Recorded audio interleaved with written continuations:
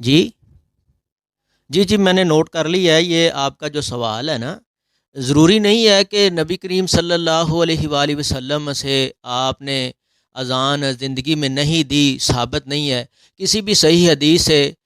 ثابت نہیں ہے کہیں بھی کوئی ایسا ٹکڑا موجود نہیں ہے کہ نبی کریم صلی اللہ علیہ وآلہ وسلم کے بارے میں وضاحت آئی ہو کہ آپ صلی اللہ علیہ وآلہ وسلم نے زندگی میں اذان دی ہو کسی نماز کے لیے۔ تو اگر آپ نے نہیں دی تو اس کا یہ مطلب نہیں ہے کہ آپ کے لیے اذان دینا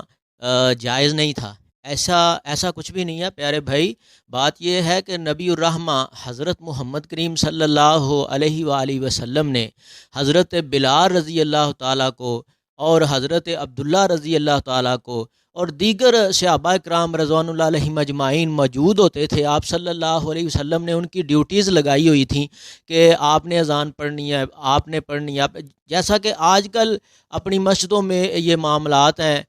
مسجد اہل سنت والجماعت کی ہو، اہل حدیث کی ہو، اہل دیوبندیت کی ہو، کسی کی بھی مسجد ہو، تو ہر مسجد میں ایسے معاملات ہوتے ہیں کہ ظہر کے لیے کسی اور نے اذان دینی ہوتی ہے، پھر عصر کی کسی اور کی ڈیوٹی ہوتی ہے، مغرب کی کسی اور کی ڈیوٹی ہوتی ہے، اور کئی مسجدوں میں تو بڑے شوق سے جو ہے نا وہ ایک دوسرے سے لڑتے ہوتے ہیں کہ اذان میں نے کہنی ہے، وہ کہتے ہیں اذان میں نے کہنی ہے۔ یہ بہت اچھا معاملہ ہے، بہت اچھا عمل ہے اذان دینا، کیونکہ نبی الرحمہ حضرت محمد کریم صلی اللہ علیہ وسلم کا فرمان عالی شان ہے کہ جو میرا مؤذن ہوگا، جو اذانیں پڑھنے والا ہوگا، کل قیامت کے دن اس کی گردن اونچی ہوئے گی اور اپنی گردن سے وہ پہچانا جائے گا کہ یہ جن کی گردنیں اونچی ہیں یہ اذانیں پڑھنے والے ہیں، اور اذانیں پڑھنے والے ہیں یعنی نماز کے لیے بلانے والے ہیں، یہ مؤذن محمدی صلی اللہ علیہ وآلہ وسلم ہے۔ تو اللہ تعالیٰ میرے سمیت تمام کو اذانیں دینے کی اور یہ شوق اپنے اندر پیدا کرنے کی توفیق عطا فرمائے۔ تو پیارے بھائی، نبی الرحمہ حضرت محمد کریم صلی اللہ علیہ وسلم نے ایک تو اس وجہ سے اذان زندگی میں نہیں دی کہ آپ صلی اللہ علیہ وسلم کو ضرورت ہی پیش ہی نہیں آئی،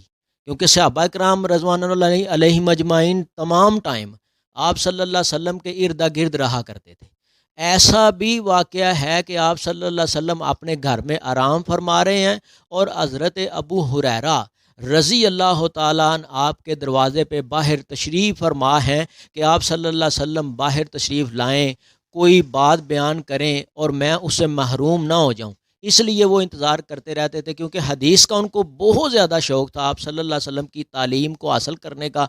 بہت زیادہ جذبہ تھا ان کے اندر۔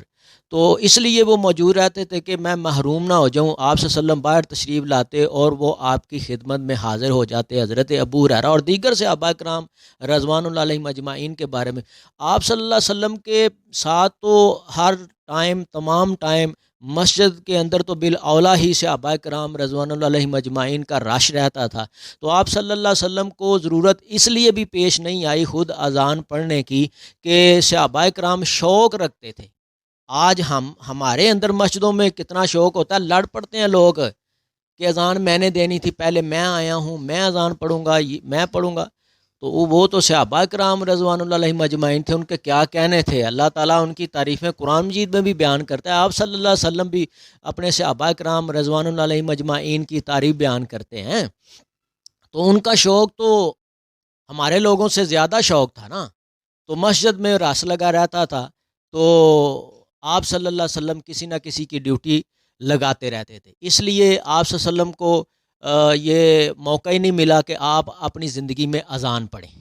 ایک تو یہ وجہ ہے، اور دوسری وجہ پیارے بھائی یہ ہے کہ آپ صلی اللہ علیہ وسلم نے حضرت بلال رضی اللہ تعالی عنہ کو اور ان کے علاوہ جن کی آواز اونچی تھی، کیونکہ حضرت بلال رضی اللہ تعالی عنہ نے بہت اذانیں اپنی زندگی میں دی ہے، بلکہ یہ نبی پاک صلی اللہ علیہ وسلم فرماتے ہیں کہ بلال میرا مؤذن ہے،